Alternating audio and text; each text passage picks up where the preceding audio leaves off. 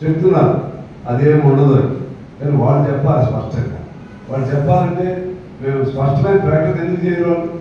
స్టాలిన్ కానీ తమిళనాడు ముఖ్యమంత్రి, అనేక దక్షిణాది రాష్ట్రాలు, ఈ మధ్య ఢిల్లీలో కూడా ధర్నాలు అవన్నీ కూడా చేశారు. మీరు బీజేపీ ప్రభుత్వం మా విధానం ఇది, మీరేం భయభ్రాంతులు కాకండి, మీరు కూడా భారతదేశంలో భాగమే, మీకు అన్యాయం జరిగి ఏ పని చేయమని అనటం కాదు, ఏమి చేస్తారో కూడా చెప్పాలి.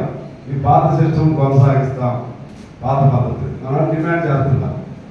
ఇంకొక 25 ఏళ్ళు ఇప్పుడున్న సిస్టమ్ అంటే ఓట్లకు సంబంధించి జనాభా పెరుగుదల ప్రాతిపదికన చేస్తామని వాళ్ళు అంటారు. జనాభా ప్రాతిపదికన అంటే దక్షిణ రాష్ట్రానికి నష్టం జరిగింది.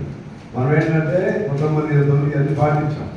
కుటుంబ నియంత్రణలు, ఆర్థికంగా చదువులు, దానివల్ల జాగ్రత్తగా ఉండడం బట్టి ఇక్కడ జనాభా నియంత్రణలో ఉంది. దాని మీద బేస్ చేసుకుంటే మనకు చాలా సీట్లు తగ్గిపోతాయి. పార్లమెంట్లో వాళ్ళు ఒక్కొక్క రాష్ట్రానికి 30 పార్లమెంట్ సీట్లు, 40 బీహార్కి 30 పార్లమెంట్ సీట్లు, యూపీకి 50 పార్లమెంట్ సీట్లు పెరిగే ప్రమాదం. ఇక అప్పుడు అసలు ఎవరు మాట్లాడుకునే పరిస్థితి ఉండదు. అందువలన దక్షిణాది రాష్ట్రాలు కూడా భారతదేశంలో భాగమే అనే ఆలోచన చేయాల్సిన అవసరం ఉంది. లేకపోతే ఏమవుతుంది? అప్పుడు హిందీ భాషా వ్యతిరేక ఉద్యమం వచ్చింది. హిందీ భాషా వ్యతిరేక ఉద్యమంలో ఎందువల్ల వచ్చింది? బలవంతాన్ని ఉంచడానికి ప్రయత్నం చేశారు.